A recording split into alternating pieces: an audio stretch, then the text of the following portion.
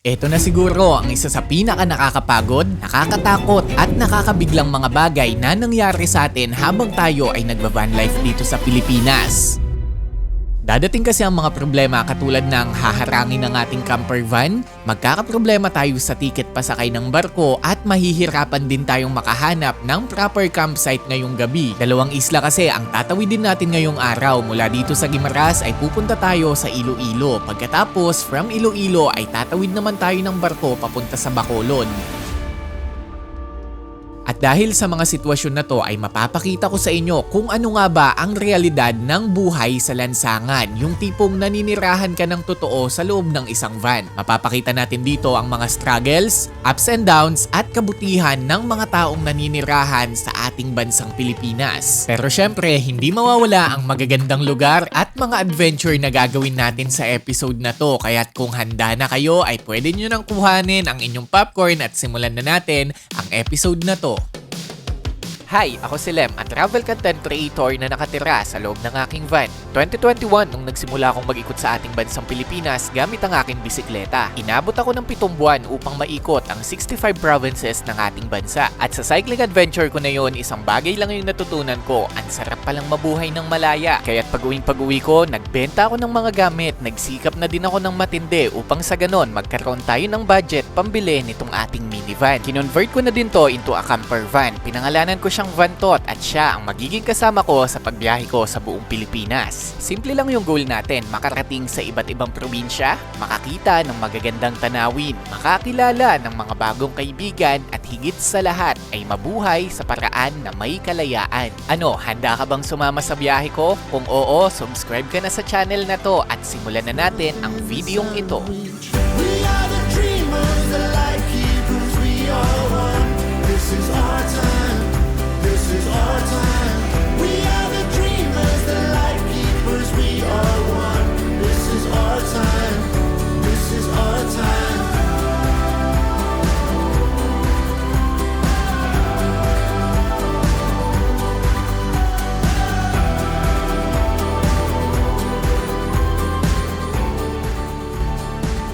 Bago natin simulan ang episode na to, gusto kong sabihin sa inyo na meron tayong mga goal na kailangan nating ma-accomplish bago matapos ang araw natin ngayon. Una nga dyan ay makahanap ng proper CR upang makapaglinis ng katawan, makapagsipilyo at makapag-jebs na din. Medyo nadudumi na kasi ko sa mga parte ng videong ito. Pangalawa ay kailangan nating makatawid mula dito sa Guimaras papunta ng Iloilo hanggang Bacolod. 2 sakay sa barko at spoiler alert lang, magkakaproblema tayo mamaya sa ticket. Kung bakit, malalaman nyo lang, just stay tuned. At pangatlo ay kailangan nating makahanap ng proper na campsite dun sa Bacolod City upang sa ganon makatulog tayo sa magdamag. Kaya tignan natin kung ano ang mga mangyayari sa episode natin na to. Pwede bang makahingi muna ng isang like at isang subscribe dyan? Kaya tara, simulan na natin ang ating umaga. Good morning everyone and welcome back to the van. At ngayong araw, it's currently 4 AM at the morning at lumabas lang ako dahil chinek ko yung van natin at umaambon kanina, baka umulan ng malakas. But anyways, kanina din nag-i-scroll ako sa aking phone at isa sa komento na parang andalas kong nababasa na paano daw ba ako nagkakakuryente dito sa loob ng ating van? Kung saan pinapatakbo yung ref natin, nag-charge ng mga gamit, at kung ano-ano pa. Well, this time, I got you covered. Sasagutin ko po lahat yan. Ewan ko kung bakit, pero yung tupo-tupo mind ko at 4 AM, bigla kasing nagfa-function to. At parang gusto kong gawin sa bawat episode natin, nagagawa tayo ng maiksing segment kung saan sasagot tayo ng mga most common question na itinatanong nyo. Para naman hindi tayo masyadong paulit-ulit sa mga content natin. Well, wala pa namang paulit-ulit na content na ginawa tayo. Pero, yun, sasagutin natin lahat ng common question na galing sa inyo. So, kung may tanong kayo about van life, lagay nyo na sa comment section at paraan na din natin to para makapag-shoutout tayo sa mga followers and subscriber natin dyan. But anyways, ang tanong na sasagutin natin ngayon ay ito. Kung paano nga daw ba ako nagkakaroon ng kuryente sa loob ng aking sasakyan? Tsaka paano na din to china-charge? Para sa mga hindi nakakaalam, gumagamit tayo ng tinatawag na power station para patakbuhin ang mga appliances na ginagamitan natin ng kuryente dito sa loob ng ating van. Para lang itong isang malaking power bank na kayang magpatakbo ng mga electronics natin. Kahit mga power tools ay kaya nito. Dumedepende yan sa laki ng battery, sa laki ng watts, at sa lakas ng capability ng power station na gamit mo. Sa mga recent travel natin ay puro DJI power station na ang gamit ko. Meron tayong DJI Power 2000 na pinakamalaki sa lahat. Kaya lang naman itong patakbuhin ang split type aircon sa loob ng halos 4 na oras. At dahil maliliit na ref lang naman ang gamit natin ay umaabot ito ng 3 hanggang 4 na araw. Meron din tayong DJI Power 1000 version 2. Basically, kalahati ang bateryang meron dito sa Power 2000 natin. At halos ngayong linggo lang ay pinadala naman sa atin ang pinakabagong power station ng DJI, ang DJI Power 1000 Mini. Kung ikukumpara sa dalawa, ito ang pinakamaliit sa lahat. Pinakapabor to sa atin dahil maliit lang ang ating van. Pero ang power na kaya nito ay kasing lakas din ng ating Power 1000. Kaya naman sulit na sulit sa space. Teka, unbox lang po natin ito ng mabilisan.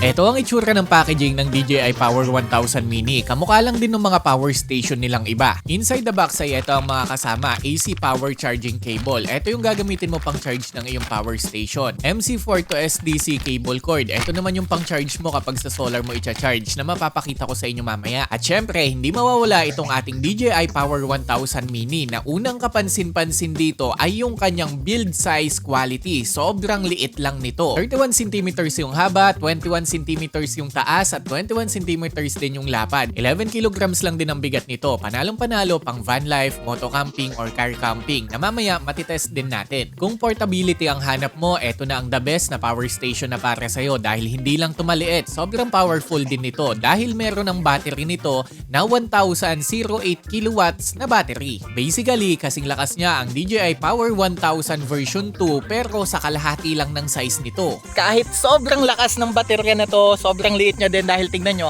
kasyang-kasya siya dito sa compartment ng ating motor. Meron itong LCD screen display kung saan makikita mo ang percentage ng iyong battery, input, tsaka output na din. Meron din itong 4 na AC port na kayang mag-produce ng 800 watts of continuous power at 1000 watts ang max peak nito. Regarding sa pagcha-charge, pwede mong gamitin dito ang dalawang USB Type-A port na capable for fast charging. Meron din itong Type-C 100 watts at ang pinaka-paborito ko sa lahat ay meron na din kasi itong built-in Type-C retractable USB cable. Ito yung kauna-unahang power station na nakita ko na may built-in na Type-C cable. Tapos retractable pa siya. So pagkatapos mong gamitin, walang cable na nakakalat. Sa dalawang gilid nito ay makikita natin ang mga exhaust, intake and outtake nito. Pati na din sa likod. Tapos may hawakan din dyan para komportable ka kapag bibitbitin mo itong power station na to. Sinamahan na din ni DJI itong Power 1000 Mini natin nitong car charging cable nila. Gamit ang cable na to ay pwede mong i-charge ang iyong power station sa iyong mga sasakyan gamit ang alternator. Simple lang din to i-set up. Ilalagay mo lang itong kulay pulang wire sa positive terminal ng iyong battery tapos yung black naman sa negative. Tapos plug and play na lang lahat yan. Para sa mga nagka-car camping, pwede nyong gayahin ang setup na to. Unlimited power kasi ang makukuha nyo habang tumatakbo ang inyong sasakyan. Basically sa akin, may ibang setup lang akong ginagamit. Ito yung DJI 1.8 kW solar and car charger. Sabay ko kasing nagagamit dito yung solar at alternator. Pero again, para sa mga nagsisimula, panalong-panalo na ang setup na to. Maliban sa car charging, pwede mo din gamitin ang solar panels mo para i-charge itong DJI Power 1000 Mini. I-connect mo lang yung MC4 dito sa iyong power station, tapos i-connect din ang negative sa negative at positive sa positive na MC4, tapos yun na yun, magcha-charge na yan. Mas mataas ang watts ng solar panel mo, mas mabilis mo mafu-full charge itong power station mo. Pero lagi nyong tatandaan na hanggang 400 watts lang po ang max input nito or solar panels na pwede mong gamitin dito. Yung mas tataas pa doon, wag mo nang subukan. Pwede mo din pala itong i-charge gamit ang iyong regular AC wall outlet. Aabot lang ito ng 75 minutes from 0 to 100%. Sobrang bilis i-charge. Best feature din nito para sa akin ang built-in adjustable LED light nito. Ang hirap kasi magsaksak minsan ng mga phone charging kapag ka sobrang dilim, tapos ang hirap kapain. Kaya napakaganda na may ilaw na din nakasama dito. Sinubukan ko din mag-load test dito at nagpaandar ako ng isang power tools at grabe, sobrang simple lang ni hindi man lang pinagpawisan itong ating power station. In addition ay pwede mo ding i-connect ang device na to sa iyong smartphone para ma-monitor mo ang input at output. Pwede mo din siyang makontrol kahit nasa malayo ka. Kaya para para sa akin, eto na siguro yung isa sa pinaka-the best na power station ngayong 2026. From portability, compatibility, capability, at durability. In conclusion, parang na-market na lahat ng DJI Power 1000 Mini ang lahat ng mga usage na pwede mong paggamitan ng portable power station. Pwede mo kasing gamitin to for car camping, sa van life, moto camping dahil maliit, tapos backup na din sa bahay. At dahil nga sa maliit ito at may 4 ka pang way para i-charge ito, ay panalong-panalo ito para sa atin. Parang ginawa talaga siya para kay Lem Official. Ito kasi yung kailangan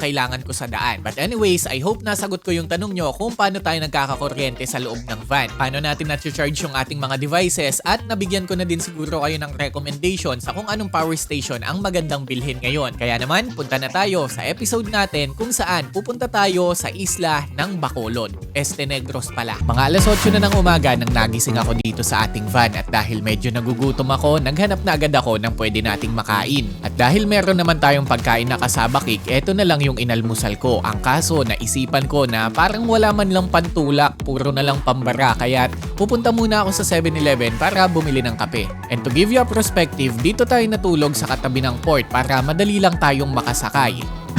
Ito din pala yung naging spot ko. At may tumabi na sa atin dito. Yan.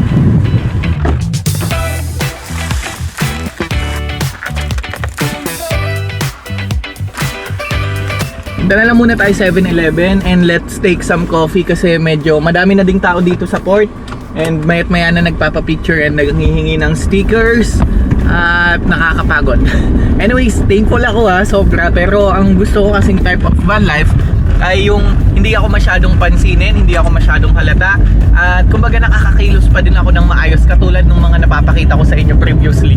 Kapag kasi may mga tao sa paligid, di din ako masyadong makagalaw dahil na nakatingin din sila ay nagtatanong sila. Minsan hindi ko na nasasagot yung mga tanong-tanong nila dahil halos pa ulit-ulit, saan ka galing, taga saan ka, anong ginagawa mo, ganyan-ganyan. So minsan po nakakapagod talagang sumagot ng ganon, especially you're doing a van tour. Pero thankful ako na makilala kayo. So siguro let's just take a picture. Bigyan ko po kayo ng sticker. And kapag napansin nyo po na medyo hindi ako masyadong nagsasalita, siguro kasi pagod na ako or nagko-conserve lang ako ng energy ko, or may mga iniisip lang din ako na ibang bagay. Just punta muna tayo dyan sa 7-Eleven.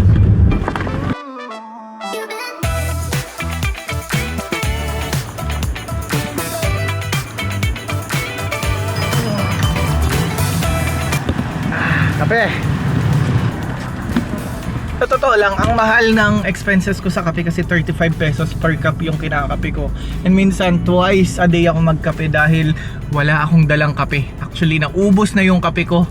Sana along the way may mabili tayo na na coffee para alam nyo yan, makapagtimpla-timpla na lang tayo. Isipin nyo, 35 pesos, 70 pesos per day, kaya nyo na lang. And then multiply nyo sa ilang months tayo sa kalsada. It's gonna be so expensive para sa kape. Isipin nyo, ang isang kilo ng kape nasa 400, 500 lang kapag bibili ka sa store. Or pinakamahal na siguro, 800 sa online. And maubos ko yun, mahigit ng 2 buwan siguro. Kaya malaking tipid kapag may baon tayong beans. Isa ang costing sa pinakamahalagang bagay sa pagva-van life, kaya't bawat galaw kinukompute ko din talaga. Anyways, pupunta na sana ako dito sa port. Ang kaso, biglang may nag-invite sa akin na pwede daw tayong pumunta sa restaurant nila upang matikman ang pinakamasarap daw na mango pizza. Kaya naman, dali-dali na akong nagmaneho papunta sa McDonald's. Alam nyo ba kung ano yung dahilan kung bakit kumukuha tayo ng napakaraming tissue ngayon? Gagamit na kasi tayo ng pinagbabawal na teknik para sa mga nagtatanong paano ako nagsi-CR sa daan, o eto na din yung sagot dyan. Sakto, time na din talaga ako As of now ay ganito ang way ng pag-CR natin. Minsan sa mga gas station or mga restaurant na katulad nito. Tapos dito na din tayo nagsisipilyo, naghihilamos at naglilinis minsan ng katawan. Pero yung pagligo madalas sa van na lang din dahil may water tank naman tayo doon. Success! Sobrang success. Success! Okay na, nakapaghilamos, nakapag-toothbrush, nakatae. Let's go!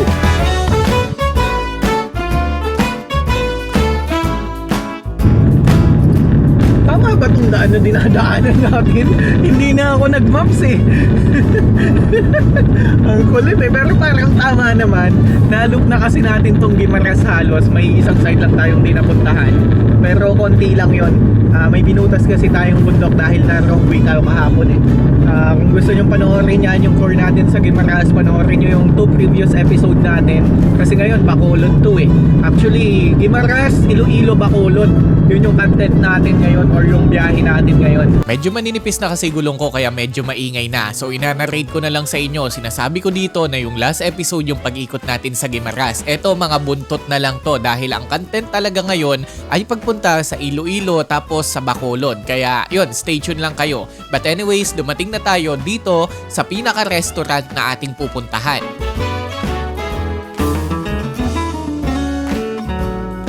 Ito ang Pip Stop Restaurant at dito mo lang naman matitikman ang signature mango pizza nila. Pinakita pa nga sa atin kung paano ito ginagawa. Fresh mango yung ginagamit nila dito. Well, sabi ko nga sa inyo, napakasarap ng mangga dito sa Guimaras. Tapos i-oven na lang nila at isi-serve na sa'yo. Bali, ito yung ipinagmamalaki dito sa Guimaras na mango pizza. Ang daming locals yung nagsabi sa akin na itry ko daw tong mango pizza at nagkaroon tayo ng pagkakataon. So, tignan natin kung anong lasa nito.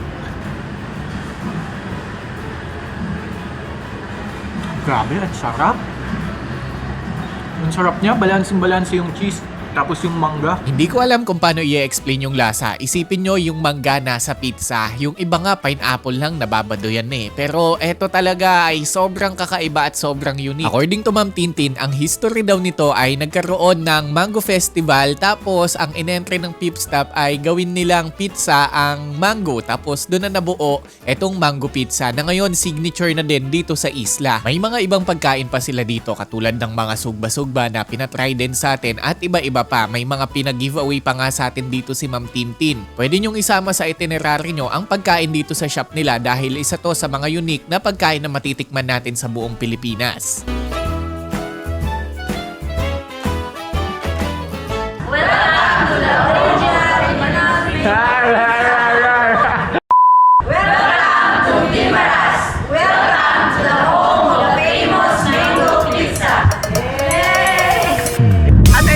Tapos na tayo dun sa Pip Stop Restaurant and thank you so much po sa lahat ng mga nakasabay natin dyan, mga napapicture and sa mga staff and especially kila Ma'am Tintin sa owner for having me and pinatikim sa atin ang napakasarap na pizza at may pabaon pa. So ngayon may bibisitahin lang muna tayong lugar bago umalis.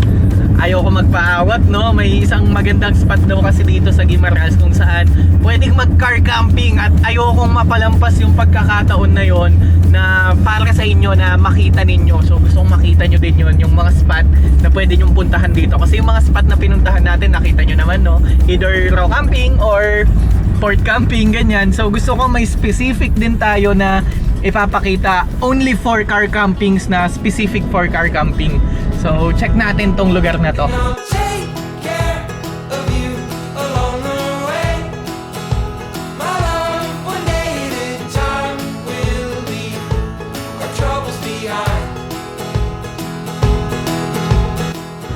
Bali, ang ganda ng place na to camp kasi kaya nitong mag-accommodate din ng ilang sasakyan mula dito hanggang doon. So, kung magka-car camping kayo, pwede nyo itong i-consider dito sa Guimaras kasi di ba tayo nag-camp lang tayo sa mga raw camping. Ito legit na car camping site na pwede nyong pagstayhan. Glamping and camping. Ang payapa pa ng lugar. Ganda oh. Sayang kung mas maaga lang talaga nating nalaman dito tayo nag-overnight kagabi. But anyways, again, everything happens for a reason. Sabi nga natin sa last episode. So ngayon, thankful pa din tayo kasi nakilala natin sila Ma'am Tintin. Natikman natin ang pizza mango or mango pizza. And now, kailangan na nating mag-move on. Punta na tayo sa port at sasakay na tayo pabalik ng Iloilo, papunta ng Bacolod. So baka gabihin na naman tayo nito. I'll take care of you along the way. Ang masayang vibes ko nga sana dito ay bigla na lang napalitan ng takot nang bigla na lang akong harangin ng guard dito sa port. Tinatawag na tayo ng guard.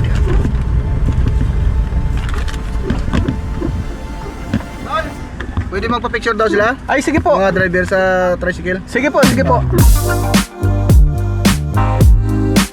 Akala ko kung ano nang dahilan kung bakit nila ako pinapara dahil pala magpapapicture sila. Tapos chinek na din nila dito yung ating ticket. Ito yung estimated schedule ng papunta ng Guimaras at Iloilo. Ayan yan, 4:30 AM. Tapos yan, makikita nyo dyan, screenshot nyo na lang lahat yan. So, just in case na pupunta kayo dito sa Guimaras, ay may idea na kayo. Bali nasa 1,100 pesos nga lang din yung binayaran ko dito. Two-way na yon, kumbaga isang papunta ng Guimaras at isang palabas. So pwede kayong bumili ng back and forth, pwede ding isang ticket lang, one way. Bahala na kayo. Buti na lang, tinanggap pa yung ticket natin. Pero 1 week naman din daw talaga. And oras pala, alas 3 na ng hapon, pababa na tayo ng barko. Halos kalahating oras lang yung biyahe natin sa barko. And now, welcome back to Iloilo. Napakadami na nating video dito. Pwede nyo na lang balikan kung gusto nyong mapanood yung mga episode na yan. Update lang din pala sa mga mission natin. Nagawa na nating makahanap ng CR. Nakatawid na din tayo dito sa Iloilo. Kaya naman, isang tawid na lang ng barko ang kailangan nating ma-accomplish. At susunod na lang ay kung makakahanap ba tayo ng campsite sa Bacolod. Kaya tingnan natin kung ano pa ang mga mangyayari dito.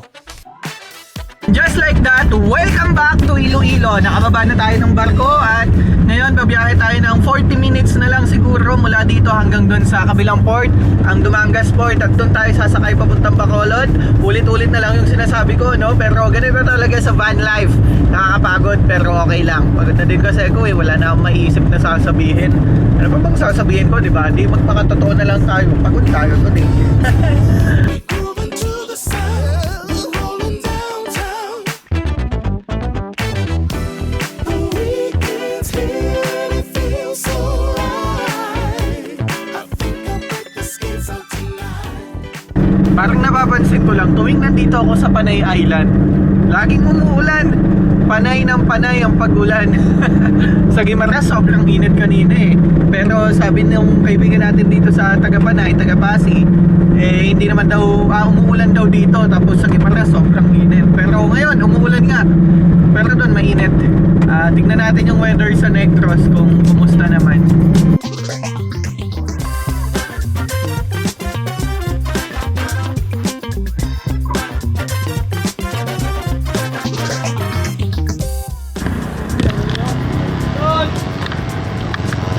Fastcat. Ito yung mga pamasahe, bicycle, may pamasahe na talaga, pati yung may sidecar, motor, and nandito tayo. Multicab sedan, 1,575. Tama ba? Yes. Dumangas to Bacolod yan, and ito yung mga fare. Yan, kayo nang bahala, post nyo na lang. Pero yun, saan ba office ng Fastcat? Dito din ba? Sa totoo lang, dito medyo naguluhan ako dahil yung office dito ng Fastcat ay sarado. Kaya buti na lang may nagsabi sa atin na hindi dito yung puntahan or bilihan ng ticket. Kuya, saan bilihan ng ticket sa Fastcat? Oo. Doon pa, hindi dito? Okay, thank you. Shoutout kila ma'am na galing Boracay kanina. Hindi ko na sila na videohan pero yun, shoutout sa kanila. Magkikita din kami nun sa port. For sure. Etong port na kinalalagyan natin ay tinatawag na Dumangas Port. Nakasakay na ako dito nung nagbisikleta pa tayo. Galing tayo sa Negros, pabaliktad naman. Pero ngayon, papunta tayo sa Negros. Diba pala dito? Thank you po, thank you. Sir, gandang umaga. Hapon. Ingat! Yan, iba ang process nila dito, step by step. Sa Coast Guard daw muna. So, dito muna tayo. Sir, ano pong kailangan kapag... multicab, sir. Anong multicab? Van, yung minivan, sir. Ilan, sir? Isa lang. Okay na yan, sir? Okay na po ito. Diretso na kayo sa loob, sir. Po. Tapos saan po ako magbubook ng ng biyahe? Bali, kuha muna kayo oras day, sir. Pag may oras day na kayo, linya kayo, sir, doon na kayo makapag-book, sir. Okay po. Thank you. Thank you. Yes, sir. Ito lang ang binigay. Liit. Liit eh. Ang cute. Ang liit. Ito yung process ng pagsakay dito para sa mga babiyahe. Screenshot nyo na lang. Ayan na lahat yun. Sir, magandang umaga. Ay, tanghali. Thank you po. Nice to meet you. Sticker, sir. Gusto nyo? Dito mapapansin nyo na sobrang lakas ng hangin pero sobrang appreciated ko po lahat ng mga bumabati sa atin sa daan at nagpapapicture. Ikot kami, buong Pilipinas. Philippine Loop. Opo. Ingat po, enjoy. Nagawa mo na ba? Alin po? Nagbablog ka? Loop ka na? Opo, ano naman ngayon, ang plano ko ngayon, 82 province. So I'm targeting to reach the 82 province of the Philippines naman. Yung mga kausap natin ngayon ay nagfi-Philippine Loop po sila. Ito yung kung saan iikutin mo yung buong ruta sa buong Pilipinas. Pero yung ginagawa natin ay 82 province. Medyo may pagkakaiba sila kasi pag nag-Philippine Loop ka, hindi mo mapupuntahan lahat ng probinsya. Pero yung sa akin, dadayuhin ko talaga ang bawat probinsya sa Pilipinas. Kaya't kung tagasan kayo, pwede nyong ilagay sa comment section dahil baka sakaling madaanan natin yan. Well, definitely, madadaanan talaga natin. Ang haba ng pila dito sa port. Punong-puno ng mga sasakyan. Tignan natin kung makakasakay agad tayo. Pero 24 hours naman tong port na to kung sakali lang din. So yun, tignan natin kung paano tayo sasakay. Ginagoogle ako nung bata oh. Kanina kasi nakatingin sa akin yan, tapos pinaflash ko ng ilaw. Tapos nakita niya tong sticker ko. Ginoogle ako. Hello, shout out kuya. Minsan gumagawa na lang din ako ng paglilibangan ko sa daan. Ganun lang naman talaga kasi enjoy lang. Ayun na, nakita niya na ako. Hello kuya.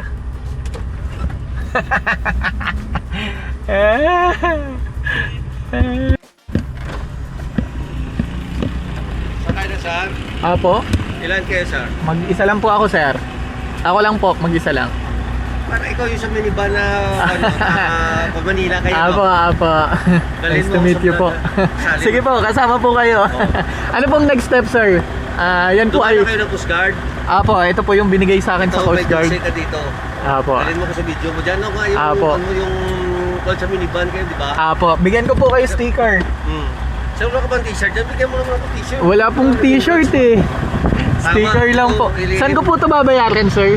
Doon sa dulo, sir. Okay po. Pagdating nyo doon sa dulo, bayad kayo doon ng aras 3. Bali, 129 dito sa sasakyan ninyo. Pagkatapos, pwede kayo magpumila dyan sa TriStar at saka sa Montenegro. Apo, walang fast cut ngayon sir. Meron naman, sir. Maya-maya na po. Pare-parehas lang ba sila ng rate? Sir? Pare-parehas lang ng pamasahe sa fast cut? Hindi magpaparehas kasi iba-iba yung shipping lines, iba-iba din yung bayad. Oh, so mas mahal fast cut? Mas mahal. Hindi ko na lang. Sige sir. Montenegro ko na lang. Dalhin mo ko dito. Apo. Hello, Negros! Dito nga ay pumunta na ako sa mga booth para bayaran ang mga dapat nating bayaran katulad ng terminal fee, parking fee, environmental fee, lahat na ng klase ng fee binayaran na natin dito. Ay, cut off na yata dito. Ay, cut off na nga. Kaya na-redundant na daw. Cut off na. Sayang. Sponsor ako ni Fast Cut eh. Lipat ay sa kabila. Alam nyo ba sa totoo lang, last year inalok na ako ni Fastcut ng collaboration. May kontrata pa nga pero hanggang ngayon di pa din dumating yung kopya ko ng kontrata at hindi na natuloy yung collaboration. Fastcut, baka naman lumpong-lumpo na ako kababayad ng tawid ng dagat dito. Pero ang totoong dahilan parang napalitan yata yung marketing executive nila. Basta parang ganun. Ayan, bali pipila na tayo dito and unfortunately, cut off na si Fastcut so hindi natin siya inabutan. And this time, I-rest lang na, boss. ano po? Ito lang po. Dito. Tulog. Sa loob po nito? Oo. Sa kabila. Ito po ang pipilahan ko, yung kabila po. Oo. Ito po. Okay. Salamat po. Ito life hack. Kapag nakasakay yan sa van katulad niyan, hindi mo na yun babayaran yung motor. Kano din matitipid mo dyan sa ganyang setup? Malupet! Kodus! Roro to sir. TriStar. Dito ba pinakamura? Opo. Dito pinakamura. Magkano pa masahe dito, sir? 1,000. Sa Montenegro, sir, may idea kayo? 1,300. Oo. Tapos si Fastcut, 1,500, no? Ilang oras, sir, ang biyahe? Dalawa. Sige po. Thank you po. Salamat sa suporta. Thank you. Dito sa Dumangas Port, iba-iba yung pila ng bawat shipping lane na sasakyan mo. For example, ito, ibang shipping lane to, ibang shipping lane din yang sa kabila at iba din yung nandun sa kabila. So basically, pag nakakuha ka na ng mga clearance, pipila ka na lang dito, tapos dun ka na yata magbabayad sa harapan. Parang ganun lang yung sistema. Sobrang simple lang. Pero yun, una-unahan dito, tapos pag napuno yung barko, aalis na yan. Then pagkaalis nyan, lalabas uli yung, dadating uli yung bago. Sana makaano tayo. Kaya pala nakalagay doon na bibili ka ng ticket kapag sure ka na makakapag-book yung sasakyan mo. Kaya yon, hindi ka muna bibigyan ng ticket doon dahil baka hindi nakasya dito at maiwan ka lang din. Bawat port iba-iba talaga ng proseso sa pagsakay sa barko. Pero eto yung isa sa pinakapagkakamali ko dahil maya-maya malalaman nyo na wala pala akong pambayad dito. Tagal pa to. 4:30 na. Siguro tulog muna ako sa likod. Update ko kayo kapag gumalaw na yung pila.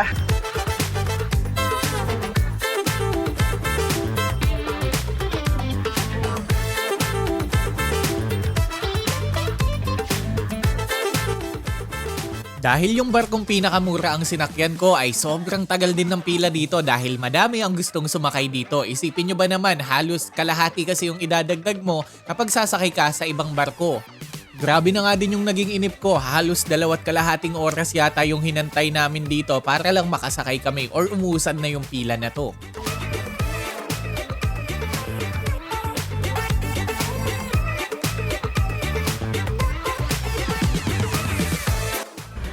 Ayan na, gumagalaw na sila dun sa harapan.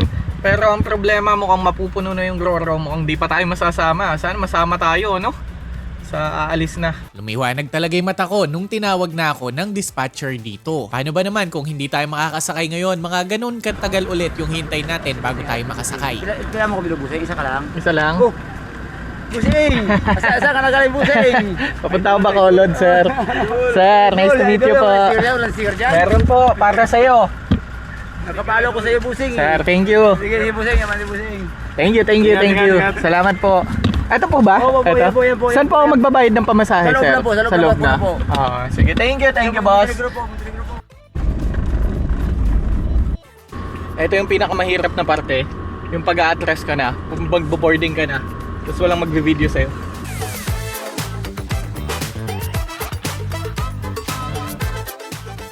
Sa totoo lang, madaming nagtataka paano daw ako nakakakuha ng shot habang sumasakay or bumababa sa barko. Well, eto, ipapakita ko sa inyo yung dahilan. Kailangan lang marunong ka makisama at makisuyo.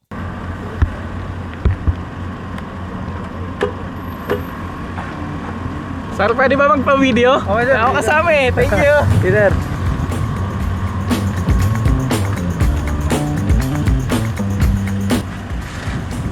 Oh, para. Alam nyo bang nung unang beses akong nagsakay ng aking bisikleta sa Roro ay kinakabahan pa ako kasi hindi ko alam yung process. Pagkatapos nung nakasakay na ako, nasanay na ako, yung unang beses ko naman na nagsakay ng sasakyan sa Roro, kinabahan din ako doon lalo na yung paatras na ganito kasi paminsan-minsan umaalon yung dagat. Pero as of now, sobrang nasanay na ako kasi halos almost every month tumatawid tayo ng dagat, parang twice a month pa nga eh. Katulad ngayon, 2 beses sa isang araw paminsan. Kaya't nasanay na yung katawan ko or yung sarili ko sa pagsakay ng ganito sa Roro. So yun lang, share ko lang sa inyo. Sir, thank you so Sir, much. thank you, sir. Salamat.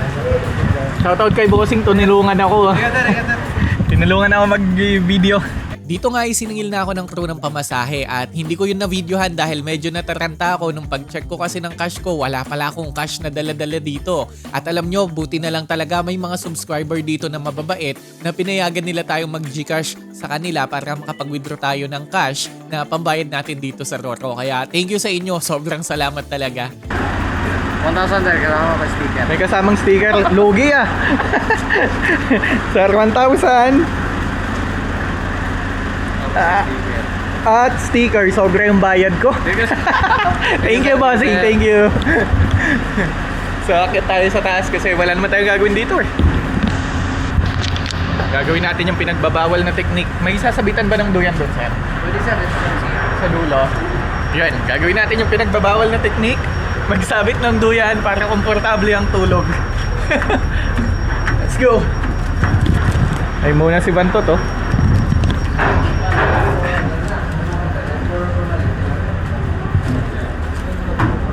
Dito ay umakyat na nga ako sa taas ng barko. Magsasabit sana ako ng duyan dito sa gawing dulo. Pero medyo madaming tao kaya't nag-picture-picture na lang tayo kasama yung mga followers and subscriber natin. At ewan ko kung ako lang to, tuwing sumasampa kasi ko sa mga Roro, sobrang nafe-feel ko yung katahimikan at kapayapaan. Ewan ko, ang sarap lang mag-chill dito kasi mahangin, malamig, tapos kalmado yung dagat. Kaya pwede ba nating playan to ng medyo maganda-gandang music, yung kalmado ba? Eyes open wide, finally start to see colors of fall reflected by big yellow taxis in the silvery moon, kaleidoscope lights, even the streets look happy. So why do I always feel blue?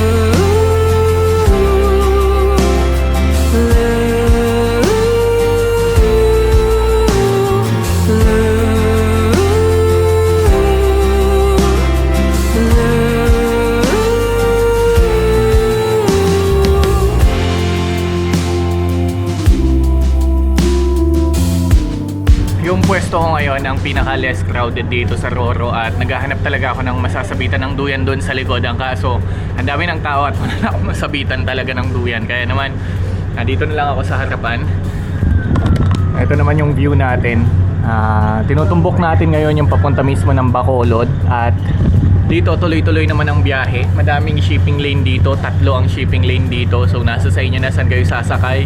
At yung mga schedule, depende yan kung anong oras. Pero dito nasusunod naman yung dating tsaka yung alis. Nakita ko yun dun kanina. Balikan nyo na lang sa kanina kung gusto nyo bumiyahe dito. And ang pamasahe din pala dito, 1,000 pesos ang bayad ni Vantot. Small car. So at least dito iba-iba yung presyo ng mahabang sasakyan tsaka maliit na sasakyan. For example, yung sedan, mas murang bayad niyan kaysa dyan sa van. Sa ano kasi, sa Mindoro going to Katiklan, pare-parehas lang basta 4 wheels, pare-parehas lang yung bayad niyan.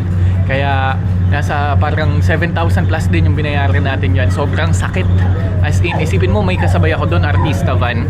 Sobrang haba ng unit niya, mga pick-up. Sobrang haba ng mga unit nila. Tapos si Vantot, ang iksi lang, pero parehas lang kami ng binayaran.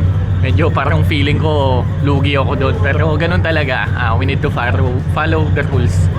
So baka matulog lang muna ako sa van kung pwedeng bumaba. And then after that, pagising natin, nasa Bacolod na tayo. Hindi talaga ako nakatulog dito dahil nung pumunta ako sa gawing likod ng barko, dito ay may nakakwentuhan ako na isang retired maritime. So seaman siya nung araw, tapos may mga experience siya na ikwinento sa akin. Tapos tinanong niya din ako kung bakit or saan ako papunta, tapos eto yung mga sinabi ko. Ayun po, naglayas ako sa amin kaya mag-isa lang ako. Anong problema? Man, malaki. Wala pong problema, ako yung problema tayo. Kaya naligaw lang ako dito. Disclaimer lang, hindi po totoo yung sinabi ko kay tatay na naglayas ako at nilinaw ko din naman yun sa kanya at the end of the conversation. Minsan kasi masarap lang po talagang makipagkwentuhan sa mga taong hindi mo kilala. And at the moment, eto yung medyo deprive ako kasi hindi ko naman to binabrag pero ine-embrace natin na kahit saan tayo magpunta, most of the time nakikilala na nila tayo. Madalang na yung katulad nito ni tatay na hindi niya tayo kilala as Slam Official, yung ginagawa natin, hindi niya alam yung pagva-van life, hindi, as in talagang pure na pure yung naging kwentuhan namin dito ni tatay. Kaya sobrang salamat sa'yo, pasensya na po kung medyo pinihit ko ng konti yung istorya ko, pero naintindihan nyo naman yon dahil binawi ko naman po sa inyo. Anyways, sa mga taong nahihirapan mag-solo travel dyan, sobrang sarap mag-solo travel dahil may mga makikilala kang tao na katulad nito na makakapupulutan mo ng aral yung mga kwento nila. I'll be your lullaby when you're feeling all alone. 7:40 PM dumating na kami dito sa port at halos isa't kalahating oras lang ang biyahe. Sarap lang din ang kwentuhan namin nila Bossing. Ayan sila Bossing. Dami ko ding natutunan sa kanila. Shoutout sa kanila. Tapos bukas, punta tayo ng secret spot. May magandang spot tayong pupuntahan bukas eh. Ano doon, nature. As in, sobra. Malamig pa doon. Mag-stay tayo doon ng 2 days.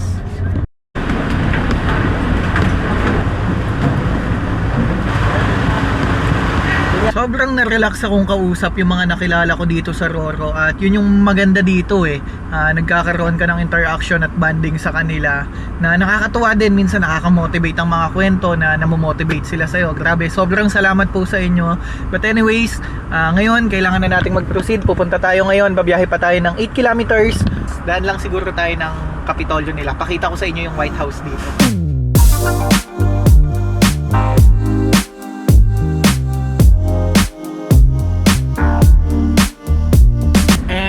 just like that, welcome to Bacolod, or should I say Negros, which is sa Negros naman na talaga tayo. Kaya welcome sa ating lahat. Welcome on board. Welcome sa isla ng Negros. Daming welcome, no? Tapos mamaya wala na namang energy. Nakapahinga na naman kasi ako eh. Kaya buhay na naman. Saan ba ang exit dito? Nawala na ako. Ito yata. Ito. Exit ba to? Ayan, exit na. Woo! Let's go! May energy na naman. Sila yung official. Kanina lang, hinang-hina na. Ayaw nang magsalita. Ngayon, may energy na naman. Hindi, kasi malapit na eh. Sir, anong kailangan dito? 188, sir. For terminal fee? Yes, sir.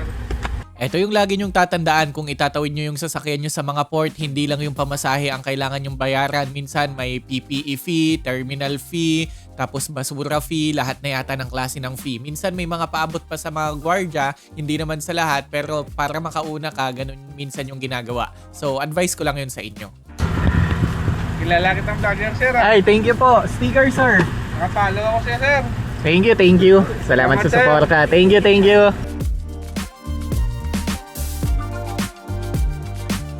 Ang plano ko pala sana dito ay pupunta lang tayo sa White House ng Bacolod tapos doon na tayo mag-overnight. Pero tingnan nyo paano yung magiging twist maya-maya lang. For sure yung iba napanood na to sa Blue App pero yung ibang hindi pa nakapanood, sobrang lupet ng nangyari dito. Ito ba? SM Bacolod! SM Bacolod! SM Bacolod! SM Bacolod! Dito sa Bacolod, masarap dito. Syempre, Bacolod Inasal. And SM, about SM lang, kwento ko lang sa inyo ng konti ito.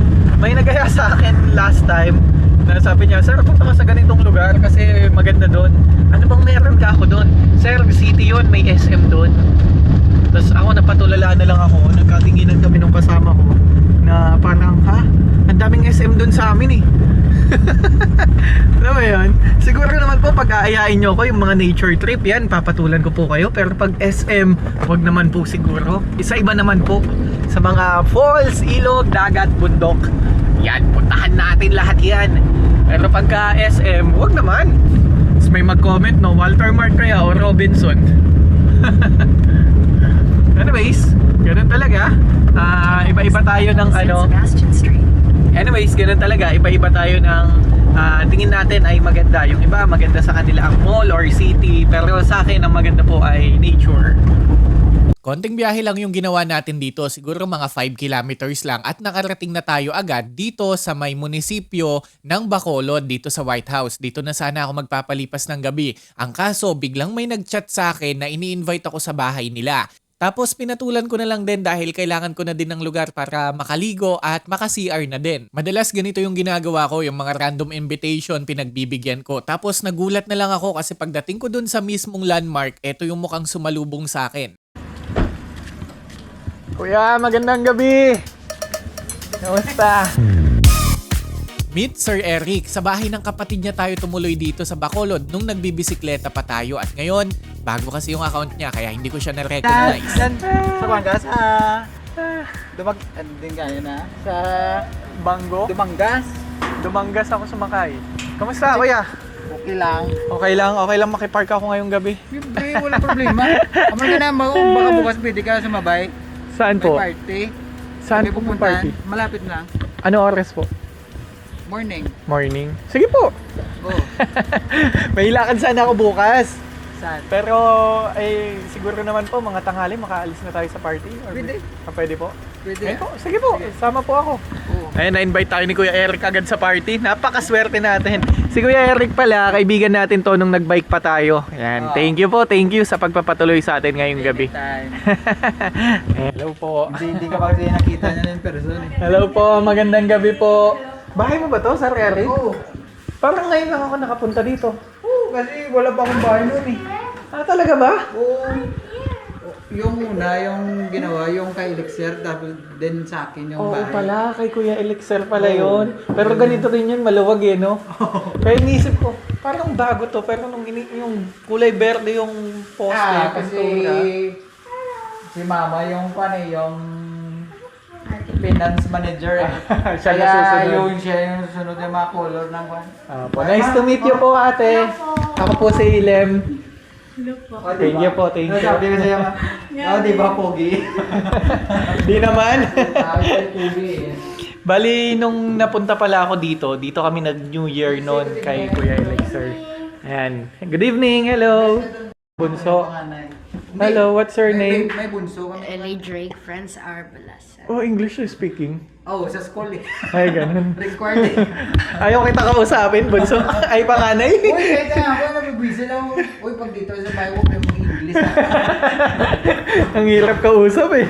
Eto siguro yung eksaktong patunay na kung marunong ka makisama ay papakisamahan ka din ng mga taong nakikilala mo sa daan. Eksaktong-eksakto din yung sitwasyon ngayon dahil sa pagkakataon na to ay lobat yung ating mga power station so may pagkakataon tayong mag-charge. Pagod na din ang ating katawan so makakapagpahinga tayo sa isang bahay, makakaligo. At yun, sobrang thank you sa pamilya ni Kuya Eric dahil winelcome nila ulit tayo dito sa Bacolod and hopefully sa mga susunod i-welcome niya pa din tayo dito.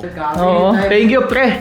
Okay. Magiging kumpare ko na to eh. Yes. So, Thank you. So, sa ikatlo kong anak na babae. Ayan. Kay pangalan niya nga, Abigail. Abigail yun. Abigail. Sige kuya, good night. Sige, Bukas good na lang night. tayo magkwentuhan ulit. Ay, napagod ako. Parang isa na to sa pinakamatinding pagod kong naranasan sa pag-van life. As in, yung energy ko parang nasagad. Yung katawan ko, yung utak ko na-drain. Yung katawan ko, bog. Hindi ko alam dahil din siguro sa pagod sa Roro. At buti na lang may mga kaibigan tayo sa Pilipinas kung saan na pwedeng umampon sa atin pag ganito na yung pakiramdam natin. Yung pwedeng kumukup sa atin, pwedeng magpatuloy. At least di na tayo magagayak ng van. Sobrang kalat ng van. Pag nakita nyo yung van, sobrang kalat. Hindi na natin siya gagayak. Hindi na tayo magliligpit ng gamit para matulog or maghahanap ng parking. Nababawasan yung pagod. Tsaka nakikita natin yung mga dati nating kaibigan na sumuporta sa atin mula nung simula. Yan, sila Kuya Eric. Wala pa akong followers. Tropa ko na yan. So hanggang ngayon, thank you. Pagod na pagod talaga ako. Umulan nga din pala kahapon kaya ang dumi ng van natin. Oh. Sulat natin. Lem. Oh.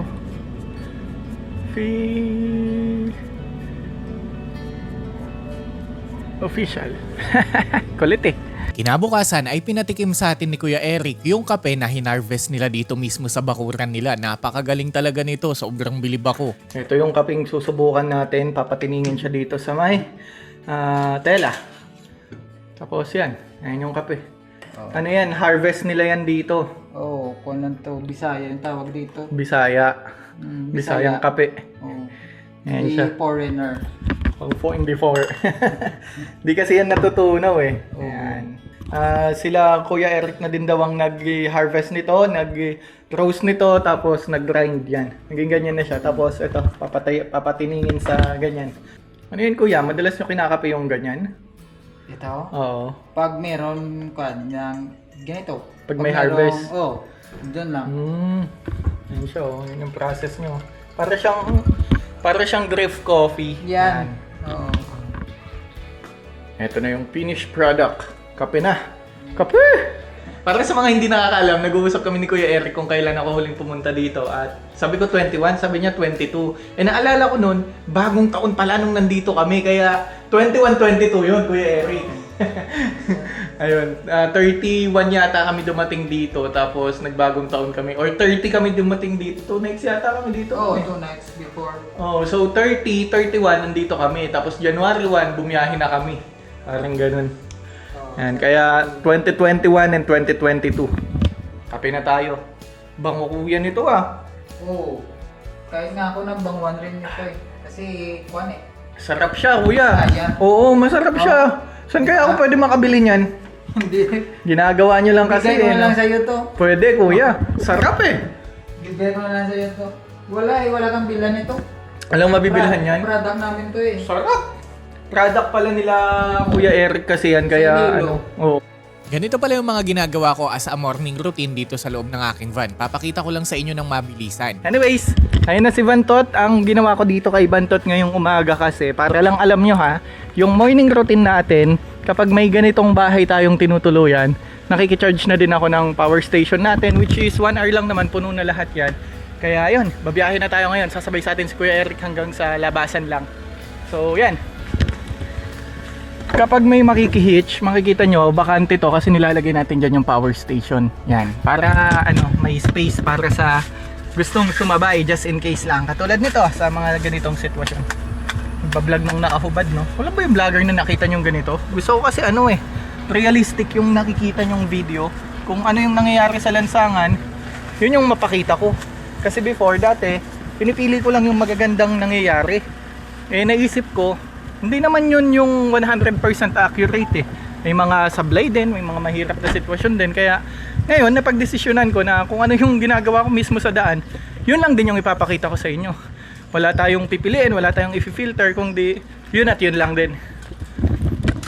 Mga alas 7 ng umaga ay sinimulan ko ng bumiyahe. Sa totoo lang, wala pa akong idea kung saan tayo pupunta dito sa Bacolod. Kung may mga suggestion kayo, pwede nyong ilagay dyan sa comment section. Yan, meron tayo ngayong passenger pero kung tutusin ang pupuntahan talaga natin ngayon ay campsite. So doon na tayo magka-camp for 2 nights. Tonight and tomorrow night kasi may tatrabahuin ako, may tatapusin akong trabaho doon. Papakita ko sa inyo paano ako nagtatrabaho kapag nasa daan. Para din may idea kayo kung paano yung isang van lifer nagso-survive, yung mga expenses, saan kumukuha ng expenses para makapagpatuloy sa ganitong klaseng lifestyle. Kailangan kasi continuous din yung yung income mo dito kasi sobrang hirap din na everyday gumagastos ka ng gas, roro, tawid dagat, tapos kung ano-ano pa, yung pagkain actually halos zero yung pagkain na gastos natin kasi mababait talaga mga tao sa Pinas. Legit yan, legit as in. Kapag naranasan ko na to nung nagbabike kami, tapos wala pa akong ref nun, na ngayong may ref ako, lahat ng pagkain tatabi ko, kaya okay na okay, panalo. Dito ako Vantot. Meron tayong passenger ngayon pero hanggang dyan lang si Kuya Eric. Dyan lang siya sa unahan, hatid lang natin. Sa baba. Ay, sa baba pala. Bababa kaming ganun. Puro lusong yan kuya, di ba? Oo, puro lusong.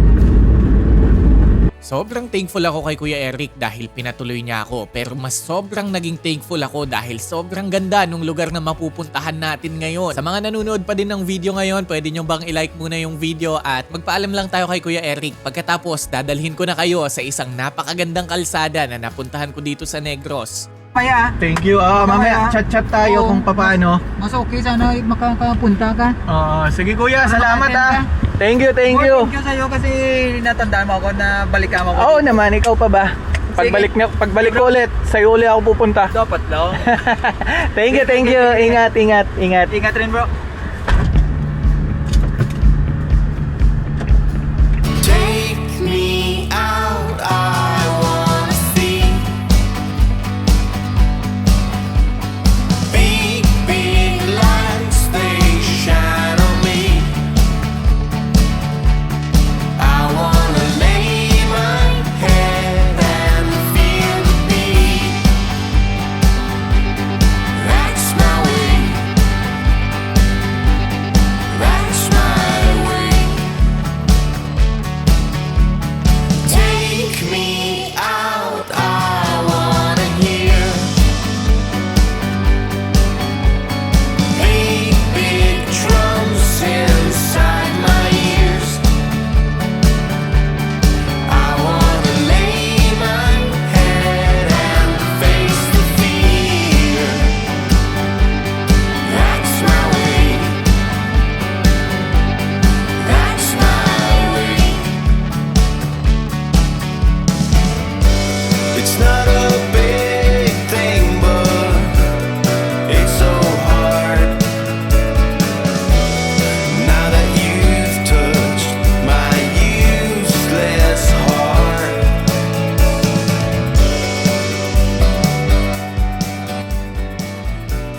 Kanan tayo dito, papunta ng airport. Dito pala yung airport. So, ito ay Sigay City. Welcome to Sigay City.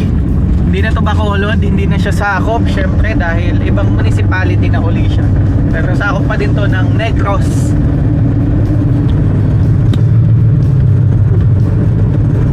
Dito ay dumaan ako sa isang kalsada na papataas ng papataas pero paganda din ng paganda ang view. Next episode ko na ipapakita sa inyo kung saan yung campsite dito. Pero bago natin pakita yung campsite na pupuntahan natin ngayon, gusto ko munang pasalamatan ang bawat isa sa inyo. Ewan ko, hindi tayo magkakilala personally, hindi nyo ako kilala at hindi ko din kilala kung sino yung mga nanonood ng videos ko, pero salamat dahil nandyan kayong nakasuporta sa akin. Salamat kasi kahit papano, hindi lang yung purpose ko yung nahahanap ko, nababahagi ko din to sa inyo. At salamat dahil kung wala kayo dito, siguro nandito pa din ako sapat ng pag-van life, pero wala ako sa sitwasyon kung saan may mga nagpapapicture sa atin, may mga nakaka-appreciate sa atin, at may mga taong, alam mo yun, namomotivate din sa bagay na ginagawa natin.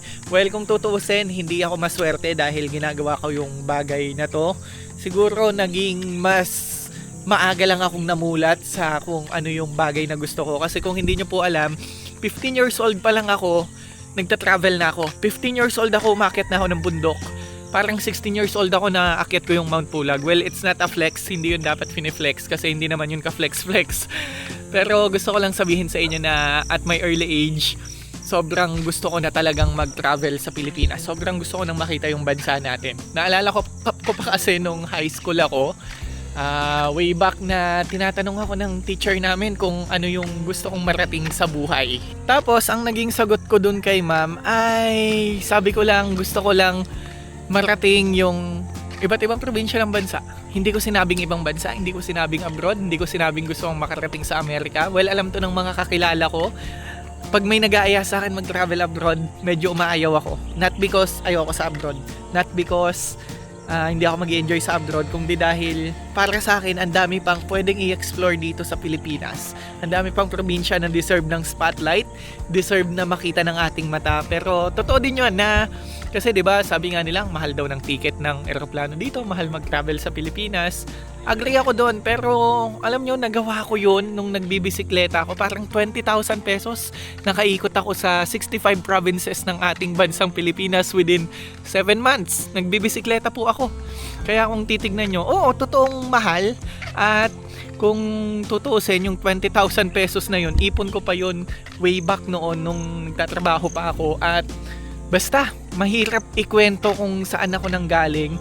Pwede kong sabihin na kaya siguro ganito yung napili kong lifestyle kasi maaga nga akong namulat sa pagta-travel at maaga kong nahanap kung ano yung bagay na gusto ko. Kaya sa mga gustong mag-travel din dyan or nalilito pa sa buhay, pwede nyo pang hanapin yung purpose nyo. Pwede nyo pang hanapin yung mga bagay na magpapasaya sa inyo. Pero as of now ako, syempre nangangarap din ako ngayon na magkaroon ako ng mas malaking van. Yun yung ultimate dream ko po ngayon kasi hindi na ako nahihirapan na akong mag-van life. Especially ngayon na dumadami na yung gamit natin, dumadami na yung mga gusto nating puntahan, yung gusto nating reach. Kaya gusto ko na sana ng mas malaking van. Pero as of now, wala pa akong pambili kaya natututo akong makontento. At yun yung isang bagay na gusto kong ibahagi sa inyo. Matuto tayong makontento sa kung ano yung meron sa atin. Tapos maliban din sa pagiging kontento, matuto din tayong mahalin yung sarili natin at mahalin yung mga bagay na ginagawa natin.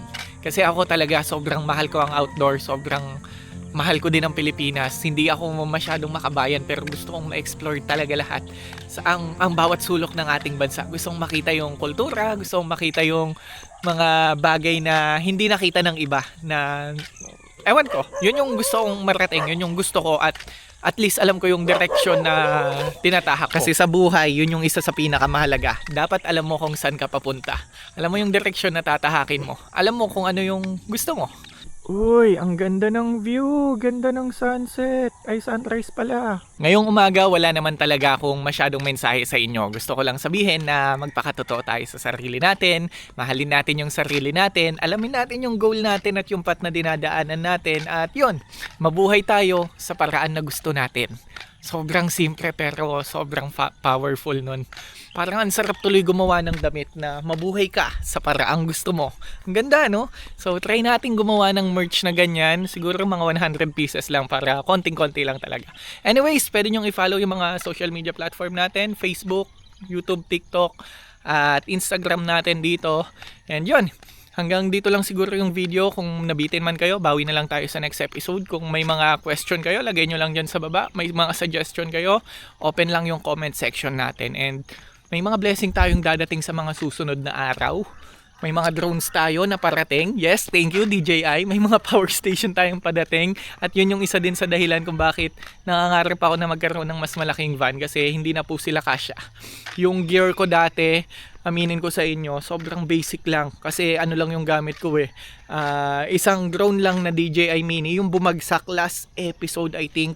And ngayon napalitan na yun. Hindi lang isa, hindi lang dalawa, hindi lang tatlo. So, spoiler alert. Tapos sa power station, nagsimula akong mag van life. Ang power station ko yung pinakamaliit at pinakamura. Pero ngayon yung power station natin parang 6 na. So hindi na siya magkasya sa van. Ewan ko kung paano. Pero gagawin ko ang lahat para makapag-ipon, makapagtrabaho. Kung napapansin nyo, medyo madalang ako mag-upload sa SOCMED kasi mas pinofocus ko yung sarili ko sa trabaho para sa ganon ay mas lalo tayo makaipon. At hopefully, pag nabayaran natin si Vantot, within ilang months pa ba siya? Siguro mga 5 months pa or 6 months pa si Vantot. Pag nabayaran na natin siya fully paid ay baka ibenta ko siya or hindi ko alam kung anong gagawin ko sa kanya at bibili tayo ng mas malaking van kahit installment lang din ulit para sa ganon mapag van life tayo ng, alam niyo yun, yung talagang van life na talagang buo yung van. Well, van life na yung ginagawa natin ngayon. Pero again, sabi ko nga sa inyo, ang sarap magsimula dun sa pinakababa. Yun yung ginawa ko nun eh. Nagsimula ako sa pinaka mahirap na parte ng pag-ikot sa Pilipinas. Kaya yun din siguro yung sa atin ngayon. Stepping stone natin si Vantot ngayon. Maliit na van. At mabagal na van, sige, sabihin na natin, pero sobrang mahal na mahal ko yan si Vantot at sobrang dami naming memories na hindi makakalimutan at hindi matatawaran. Pero yun nga, life must go on, kailangan nating mag-move forward, kailangan nating mag-upgrade sa buhay, kaya tignan natin kung paano tayo makakabili ng van. Kaya pwede nyo naman sigurong i-like yung video at i-share. Anyways, yun lang, salamat sa panonood, see you next time.